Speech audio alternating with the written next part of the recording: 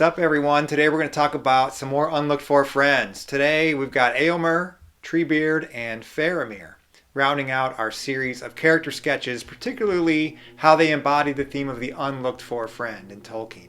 Just when the chips are down, just when all seems lost, just when the odds seem impossible, and members of the companionship have come to a standstill or a crossroads, all of a sudden the unlooked-for friend, the perfect person at the right time, comes in to save the day. And we're arguing that the deeply personal nature of the Christian idea of grace is maybe perhaps an operating system underlying Tolkien's portrayal of these unlooked-for friends. It's a very Catholic view of grace, grace being a someone and not a something. I want to just say a word about the methodology of the last few episodes. I've been quoting from the text a lot. And I want to explain a little bit why I'm doing that. Number one, this channel is called Catholic Themes in Tolkien. My guess is if you're watching this, you're watching because, like me, you delight in Middle-earth. You found something very precious and beautiful there, and you love it. And I don't really believe you're tuning in because of me. All I'm really doing is trying to shine a light on the beauty and the power and the poignancy of Tolkien's stories. And I don't want to just be one of these guys that just spouts my own opinions under the thin pretext of Tolkien.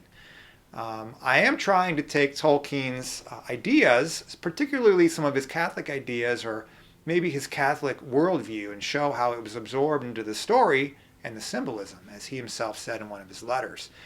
But I have to give the text its due. Second of all, we all need some more Middle-earth in our life. If you're like me, maybe you've read the story many, many times, and maybe you're not necessarily inclined to pick up the whole story and read it again. Maybe you're short on time. Maybe you've never read it. Maybe this is an introduction to you. Maybe you're coming at it from having seen the movies. But regardless, we all need some more Middle-earth in our life. And so I'm just trying to highlight some of my favorite passages, and we read them together. Whatever that means in today's internet era. I'm filming this alone. You're going to be watching it alone, but the story is going to unite us. And we're going to share in the delight of Middle-earth. And the world is a better place the more people are reading Tolkien. That's what I believe. So I hope you're enjoying these heavy doses of passages from Tolkien, even if you are not necessarily down with everything I'm saying about the Catholic themes in Tolkien. I hope you're enjoying the ride and the journey through Middle-earth. So let's talk about Eomer. So at this point in the story, we've just seen the breaking of the Fellowship. The Uruk-hai have come and invaded. They've taken off Merry and Pippin. Frodo and Sam have decided to go off on their own towards Mordor. Aragorn, Legolas, and Gimli are left wondering what to do.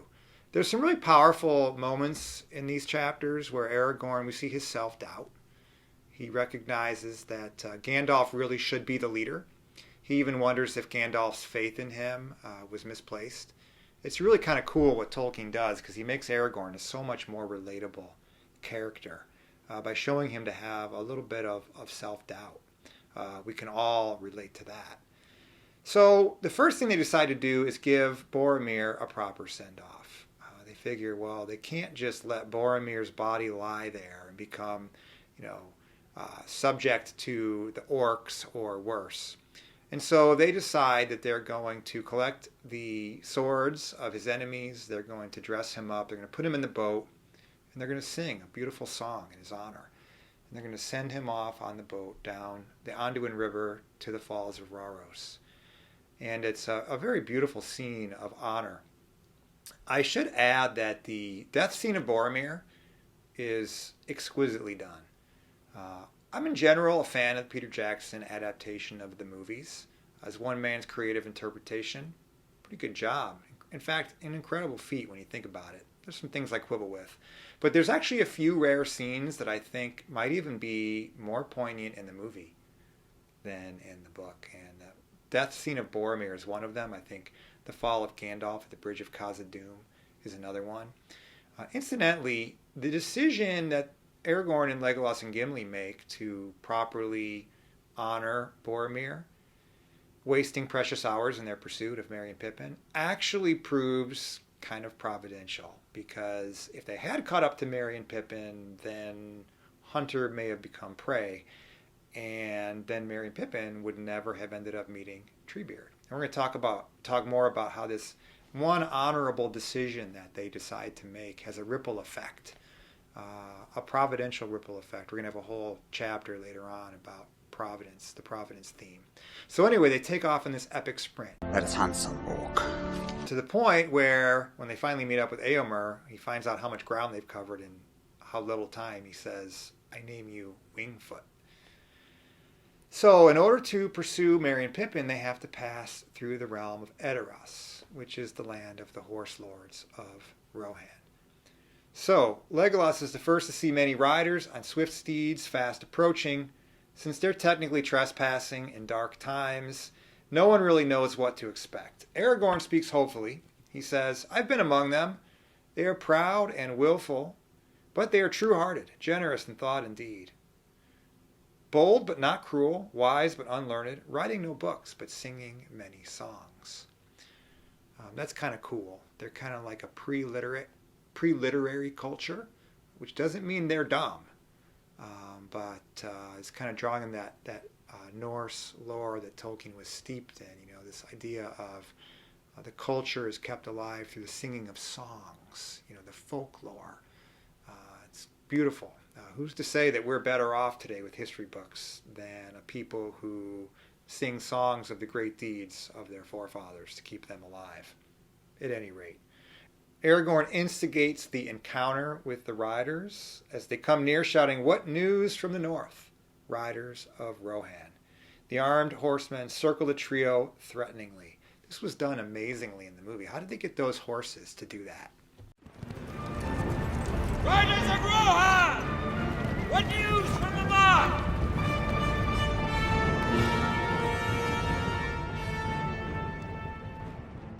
Eomer, their leader, is described as a tall man, taller than all the rest. From his helm as a crest, a white horsetail flowed. He is the first to speak and demands, "Who are you and what are you doing in this land?" Fair question. Strider introduces himself and the others, telling Eomer of their long journey. A disparaging comment from Eomer about the Lady of the Wood provokes Gimli. And Strider has to sort of ease the situation by revealing himself as Aragorn, son of Arathorn, and he calls for understanding. He says very wisely, "When you know more, you'll understand why you have angered my companion. Will you not hear our tale before you strike? Will you aid me or thwart me?" A glimpse of Aragorn's power and majesty at this point is revealed. Tolkien likes to do this. He says, at this point, I can't remember exactly how he puts it, but something kingly and noble begins to shine through. All that is gold does not glitter, but there's a little bit of glitter coming out. And Eomer is wise enough to recognize that this dude is legit. And I don't know what it is about him, but there's something about him, and I don't know if I want to mess with him. He kind of instantly feels this respect, which it's kind of cool because this is the first time in the story that Aragorn has met like a legitimate peer. Eomer, of course, is no Aragorn. He's no ranger. He's not descendant of the race of Númenóreans. He doesn't have elvish blood. But there is kingly dignity in him. And he and Aragorn are going to prove to be fast friends as the story progresses. But at this point, you got a couple alpha males trying to sort of figure out, okay, where do we stand with one another? So the ensuing conversation reveals that the orcs have been destroyed with no sign of Merry and Pippin. Uh-oh. Rohan, moreover, has been corrupted under the influence of Saruman, and so at last Eomer must make a difficult decision, whether to let the trespassers go on their way or apprehend them as the law requires. The world has all grown strange, he says. How shall a man judge what to do in such times? He asks. He's perplexed. It's a good question. Aragorn responds with wisdom, as he has ever judged. Good and evil have not changed since yesteryear, nor are they one thing among elves and dwarves and another among men. It is a man's part to discern them. as much in the golden wood as in his own house. Aragorn ends his appeal by saying, aid us, or at the worst, let us go free. Or seek to carry out your law. If you do so, there will be fewer to return to your war or to your people. So Eomer, he's in a tight spot. He is in a highly unfavorable position. And his role as an unlooked-for friend is somewhat unique in that he's not operating from a position of strength like the other unlooked-for friends we've met have, more or less, up to this point. Instead, as we will learn, Eomer is part of a beleaguered resistance movement. He's trying to preserve the honor and defense of Rohan against the deceits and treachery of Saruman, which have infiltrated into the very heart of the realm because the king has given himself over to the craven counsels of Saruman's spy, Grima Wormtongue, as morale and security have been tragically compromised. Incidentally, as I've gotten older, the figure of Wormtongue has become more relevant and significant to me. I believe that in almost all of the halls of power, be they the great halls of power on Washington or Wall Street, or whether they just be at City Hall or in the diocesan chancery, it seems like there's always a Wormtongue. And it takes incredible fortitude and wisdom and prudence and discernment of leaders to be able to spot the Grima Wormtongue. Many a leader, I think, has been compromised because of craven counsels of a Grima Wormtongue who's spoken words of flattery. And, if you would have asked most of the riders of the Mark, you find out later, they would have gladly said, we know what this guy's about. We know who he is. We know what he is. But Wormtongue had weaseled his way in and had gotten into the ear and worse, into the heart of Theoden. Thankfully, Gandalf's going to help remedy that. Anyway, a little aside there. The point is, Eomer at this point is riddled with confusion and doubt, and who can blame him? As a proud man of honor and loyalty, he's forced now to make a choice that would technically make him guilty of treachery. He must use his instincts in a pinch to decide a matter of momentous importance, which could prove disastrous for himself and his country if they prove to be wrong.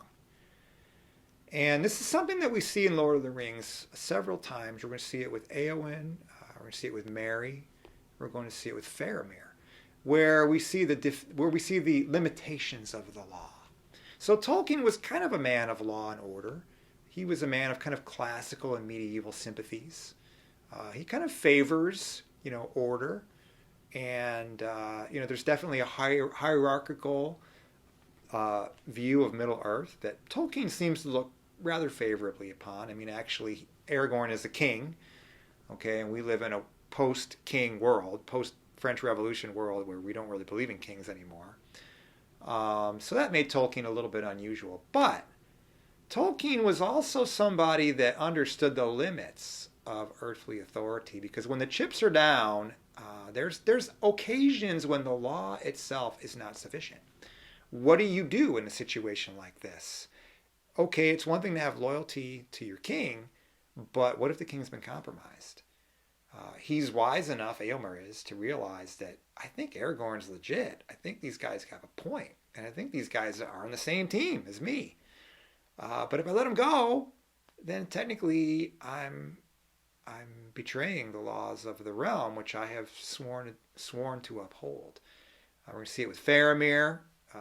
Again, the other characters are going to see that too. So Tolkien has this interesting twist. There are some situations that just can't be neatly fit within the parameters of law. And this is where the instincts, the heart, have to come in. And this is maybe where the true worth of the person is revealed. So unlike Farmer Maggot and Tom Bombadil, Eomer has no home, no spouse, no shelter or table fellowship to offer his guests. Unlike Gildor and Galadriel, he has no elvish gifts to offer. Unlike Strider at the Prancing Pony, Eomer has no knowledge of Frodo, the ring, or the quest. His urgent concerns are with his own land and his own people. And he is suddenly presented with a glimpse of a larger struggle which is bigger than Rohan, forcing him into a most difficult decision. So in the end, Eomer makes his decision. You may go, and what is more, I will lend you horses. In this I place myself and maybe my very life in the keeping of your good faith. Do not fail. Eomer goes with his heart at significant risk. He gives what he has, horses and trust. Thankfully, it will prove enough. Next up we have Treebeard. Treebeard, what a great character. We have to give incredible respect to Tolkien for his literary skill in being able to create a race of talking trees that is actually cool and believable. You read the Treebeard chapter and you're just like, yeah, talking trees. I can go there. The skill that it took to pull that off. I love this segment because it's going to show us that not only is Treebeard an unlooked-for friend to Merry and Pippin, but Merry and Pippin in very significant ways have a lot to offer Treebeard as well. There's a lot of reciprocity here. And it's kind of a collision of worlds as we see these two hobbits from the Shire meeting Treebeard. Like, talk about an interesting chemistry. Gee, I wonder what would happen if you put these two creatures together with this creature. Well, sort of seismic impact on Middle-earth, much to the dismay of the bad guys, much to the delight of the good guys. In fact, Gandalf the White's going to tell Aragorn, Legolas, and Gimli when he encounters them. He's going to say, they were brought to Fangorn, speaking of Merry and Pippin, and their coming was like the falling of small stones that starts an avalanche in the mountains. And so this avalanche begins with two frightened hobbits escaping during the confusion of the Riders of Rohan raid of the Uruk-hai, their captors. And they come into the forest, desperate, and they end up meeting the unlooked-for friend in Treebeard.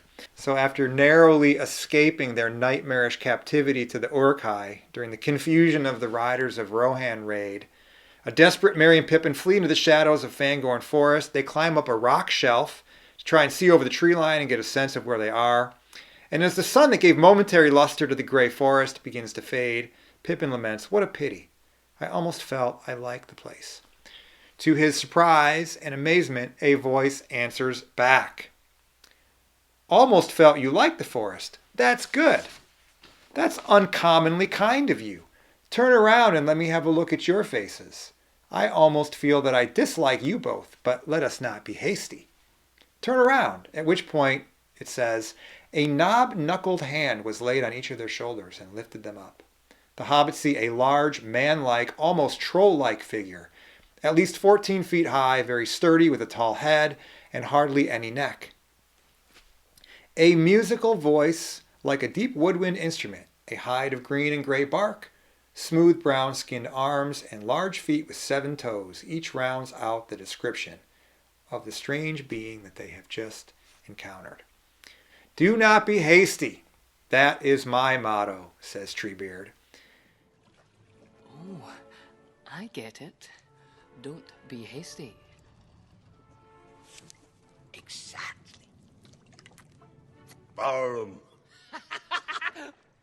In fact, he says, if I had been hasty, then I might have trodden you dead just now, mistaking you for little orcs. Very odd you are, indeed. He is kind of scandalized, in fact, by their hastiness and by their readiness to tell him all sorts of things about themselves. He tells them that he will not be so quick to tell him his name when they share theirs. He says, I've lived a very long, long time, so my name is like a story. Real names tell you the story of the things they belong to in my language, in the old Entish, you might say. It is a lovely language, but it takes a very long time to say anything in it, because we do not say anything in it unless it is worth taking a long time to say and listen to it. So, ironically enough, Treebeard rather hastily warms to the hobbits, because it's Merry and Pippin. Who can dislike Merry and Pippin? They win him over pretty quickly. He takes them to his home, a dwelling deep in the forest. Along the way, he shares with them his esteem for Gandalf and the elves, his loathing for Saruman, and his sadness over the disappearance of the female Ents, the Entwives.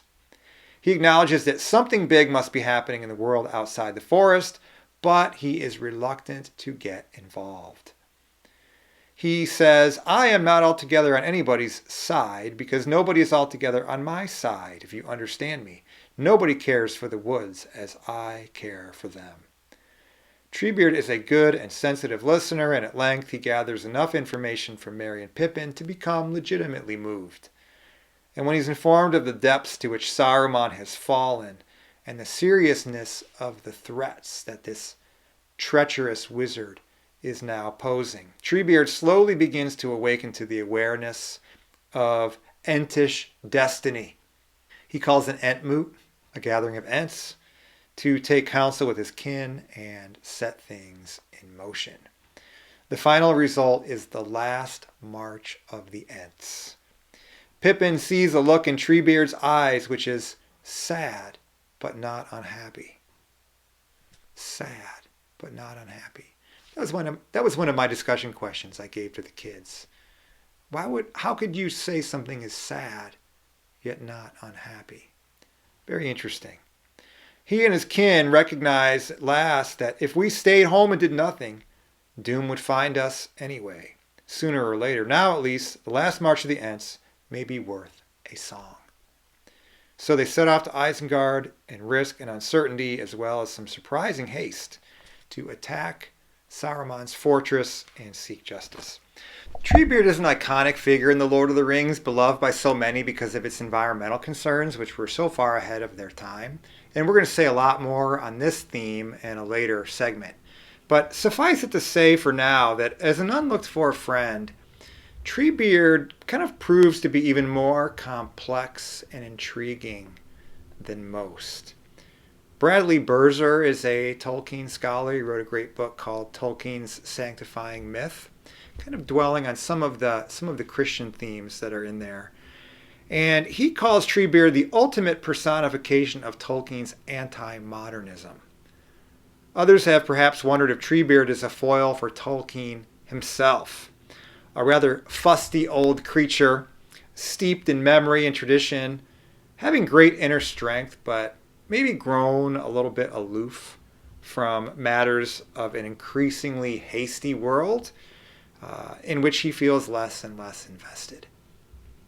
Tolkien once emphasized in a letter to an earnest bookstore manager that Treebeard is a character in my story, not me. And though he has great memory and some earthy wisdom, he is not one of the wise, and there is quite a lot that he does not know or understand.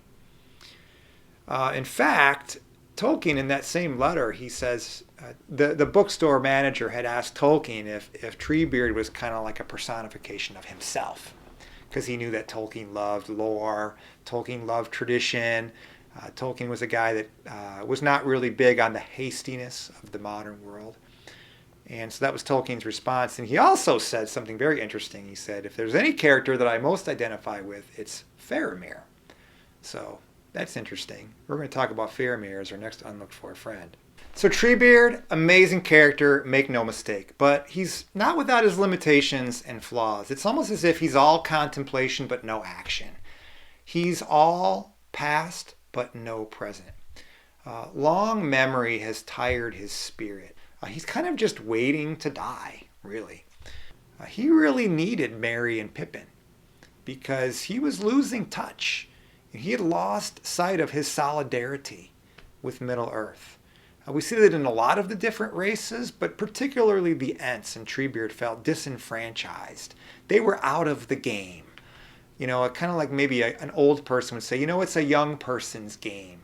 And if they just decide to withdraw, forgetting the great contributions that they can really offer. But nevertheless, he welcomes the hobbits. He gives them sustenance. He gives them shelter. He doesn't exactly give them table fellowship. Instead, he gives them the Ent-draught. Listen to how Tolkien describes it. It was like water with some scent or savor on it which one could not describe, reminding them of the smell of a distant wood borne from afar by a cool breeze at night. It brought refreshment and vigor through their limbs and body, beginning at the toes and working its way up to the very hair on their heads, which it caused to grow and curl. Man, I'd love to get me some of that Ent-draught. In the end, Treebeard not only aids Merry and Pippin, but he rouses his fellow Ents to take their place in their great battle of their time, to go and storm Isengard and give some much needed payback against Saruman and the treachery that he'd worked against their fellow beloved trees. The peculiar twist of this unlooked-for friendship, I think, again, comes in the fact that it was very much reciprocal. As much as Treebeard helped Merry and Pippin at a time when they greatly needed it, the hobbits proved to be unlooked-for friends for Treebeard and his fellow Ents as well, aiding them in profound and significant ways. Thanks to his new friends, Treebeard was awakened. Without their intrusion into his forest, Treebeard would likely have continued living in his low-grade despair, remembering much, unhasty, but contributing little or nothing to the common good in the great world of which he was once such an integral part. So there's much comfort in realizing that the unlooked-for friendship can be a two-way street, and that in the end, everyone has something to contribute. Rounding out our unlooked-for friends, last but certainly not least, is Faramir, son of Denethor, brother of Boromir. When we come upon him, he's hunting a group of Southron warriors with a group of his men in the fair woods of Ithilien, where he stumbles upon Frodo and Sam. There's curiosity on the part of both parties as they're trying to figure out, is this friend or foe?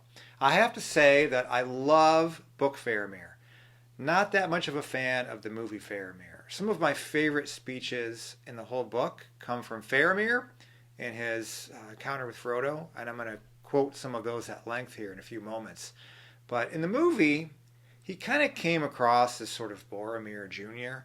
I know that he redeemed himself later, but Peter Jackson explained what he was thinking in deviating from book Faramir. He said the whole plot device of the ring was such that anyone who touches it is ruined. It evokes this, kind of crazy desire in the hearts of men. And then all of a sudden you come upon this man who's like, no thanks, not interested in it. And he said that in a book you're able to portray that nuance a lot more than if you did in the movie. I think I understand that. Not quite sure I get it. But at any rate, I thought that Faramir is one of the weaker characters in the Lord of the Rings film adaptation. But anyway, be that as it may, feel free to disagree. But he's an unlooked-for friend in kind of the way that Eomer was towards Aragorn, Legolas, and Gimli. In that he himself is part of a sort of a beleaguered resistance movement.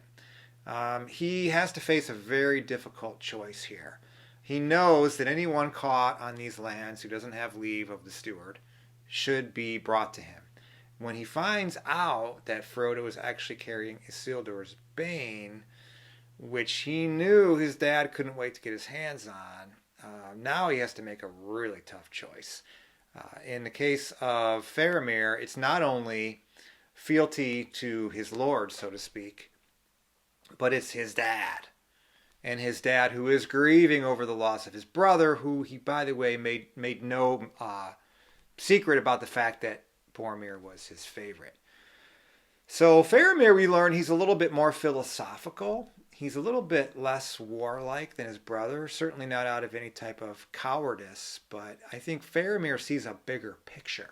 We're told that the blood of Westernesse ran a little bit more truly in the veins of Faramir than it did in his brother Boromir, even though his father refused to see it. You might recall that when Boromir speaks in the Council of Elrond, he actually says the whole bit about Isildur's Bane awakening, that was from a prophetic dream that Faramir had repeatedly. And Faramir was the one who was going to go on the journey, but Denethor insisted that it be Boromir, which was kind of good because Faramir proved to be the perfect unlooked-for friend for Frodo and Sam. So Faramir, being a good captain, he's going to figure out what's going on. So he's a little rough on Frodo at first, but you can't really blame him. So at a certain point, he sets Frodo in the midst of the semicircle of his men and conducts what is basically an interrogation. Frodo says, "Think what you will, I am a friend of all enemies of the one enemy." It looked strangely like a trial of a prisoner, we're told, when Frodo's sitting in the semicircle. Frodo's shrewdly questioned on his journey thus far, and he tries to comply while delicately avoiding the matter of Isildur's Bane. After some tense interchanges, Faramir reveals that Boromir was his brother, and he tells of hearing the horn of Gondor, then days later seeing the body of Boromir floating down the Anduin River, resting peacefully. Finally, he tells of how Boromir's horn washed ashore in pieces, and how it is now lying in the lap of the Lord Denethor, steward of Gondor, father of Faramir and Boromir, as he sits in his high chair waiting for news. Faramir thus sums up his predicament. I should now take you back to Minas Tirith to answer there to Denethor, and my life will be justly forfeit if I now choose a course that proves ill for my city. Keep in mind at this point that Frodo and Sam find out that Boromir died. They didn't even know at this point. It's a cool thing that we see in Two Towers, and even going into Return of the King, is that as the various groups of characters break apart, they don't know what's happening to the others. They're going on blind trust. We, the readers, know, and we're kind of cheering them on, saying, come on, guys, you can do it. But it does add some layers of literary tension that the splintered groups of the Fellowship don't really know what has become of one another. I think it adds to the poignancy of the narrative. So, Frodo's grieved to learn of Boromir's death. Even though Boromir tried to take the ring from him, Frodo still understood, what goes on in the hearts of men. And he recognized what a moral tragedy it was. And in a way, he kind of felt pity for Boromir, as does the reader, I think. Boromir actually becomes more and more of a sympathetic character to me the more I read it. When I first read the book, I didn't really like him. But I find him to be a very sympathetic and relatable character. Again, going back to that death scene in the Peter Jackson film. Amazing. So, after the interrogation, Faramir pulls Frodo aside and he speaks privately to him. He says, you are not wholly frank with me, Frodo. Frodo says, I told no lies, and of the truth, all I could. I do not blame you, says Faramir. You spoke with skill in a hard place, and wisely, it seemed to me. But I learned or guessed more from you than your words said.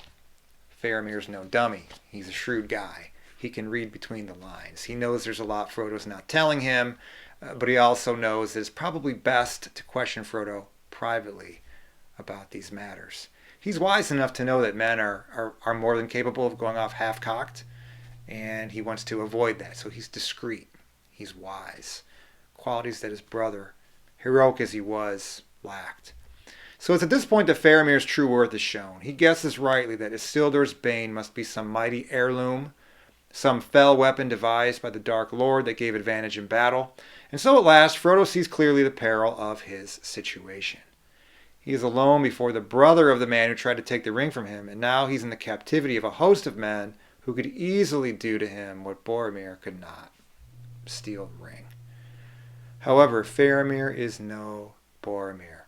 Now listen to this next speech of Faramir. Again, it's one of my favorites in the whole book. So eloquent, so wise, and the skill with which Tolkien kind of has Faramir give this speech. It gets all the points across, but it's convincing. It sounds like the way that a guy like Faramir would speak. Actually, Tom Shippey talks about that in an aside. Just the tour de force of language that is the Lord of the Rings, about how he has these subtle differences in speech patterns between men, elves, dwarves. The more ancient characters speak in a more high, more ancient way. The hobbits speak in a more colloquial way. Anyway, this is one of my favorite speeches. We're going to quote it at length here because it's so beautiful. Faramir says, "Fear no more. I would not take this thing if it lay by the highway.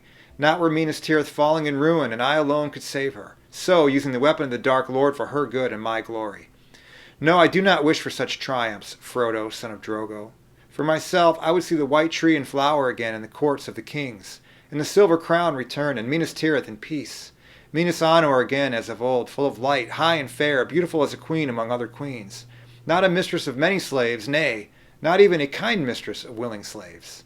War must be while we defend our lives against the destroyer who would devour all. But I do not love the bright sword for its sharpness, nor the arrow for its swiftness, nor the warrior for his glory. I love only that which they defend, the city of the men of Númenor, and I would have her loved for her memory, her ancientry, her beauty, and her present wisdom, not feared, save as men may fear the dignity of a man, old and wise. So fear me not. I do not ask you to tell me more. I do not even ask you to tell me whether I now speak nearer the mark. But if you will trust me, it may be that I can advise you in your present quest, whatever that may be. Yes, and even aid you." Wow. Do you hear some echoes of Strider? If you trust me. See, now, again, there's this delicate dance going on here. Frodo needs to trust Faramir. Faramir needs to trust Frodo. And both of them have a lot to contribute to the other. A lot of that Faramir is taking on faith. But again, Faramir sees a bigger picture than Boromir. Faramir does not experience the same lust for the ring that drove his brother mad. Instead, guessing the truth about Frodo and the importance of his quest, he wisely discerns that he cannot interfere or in any way become involved with the ring. Instead, he offers his help. He brings Frodo and Sam blindfolded for security purposes, kind of reminiscent of Lothlorien, to Henneth Anun, the window on the west, a magnificent secret hideout in a cave under a waterfall. There he offers them table fellowship. Here we see that theme again. And hospitality among his men. Faramir also mercifully allows Frodo the chance to choose Gollum's fate after the wretched creature is discovered in the Forbidden Pool and Frodo must vouch for him. At this point, one word from Faramir will have Gollum killed. But Faramir defers the choice to Frodo, who in turn opts to spare him. The mercy of both Frodo and Faramir at this point will come to have momentous consequences in the future of the quest. We're going to talk about the whole theme of mercy and its importance in a later chapter. Moreover, Faramir is paired with Boromir in a way that's common in Lord of the Rings. Tolkien loves to use these kind of duos where he creates like a character and then kind of a shadow character. So you've got Gandalf, you've got Saruman. You've got Faramir, you've got Boromir. You've got Theoden, you've got Denethor. Both lords who are experiencing the deterioration of their realm. Both have lost sons. Both have to decide whether to trust Mithrandir. These duos have similar backgrounds usually and face similar circumstances, but the way they respond is very different. Some say that Tolkien used this as kind of a testament against determinism and as a nod towards free will. Our circumstances don't determine us. Our choices and our will do. So Faramir shows a depth of vision and wisdom that far overshadows his brother Boromir. He speaks with eloquence and he engages in warfare reluctantly. Again, not because he's weak, but because he has an appreciation for the relative value of war. I love the sword and the arrow for what they defend. They're means to an end. And he even talks about how that's one of the problems with Gondor is we started valuing warfare for its own sake. And we lost sight of the fact that, look, these things are necessary evils. They're to defend the greater good. It's love for the good that motivates us. We fight because of our love for the good. We're trying to defend it, not because we just want to fight. Not because we want the glory that victory in battle can bring to us. Like Eomer, he has to make a decision that probably won't sit well with his men and certainly won't sit well with his lord.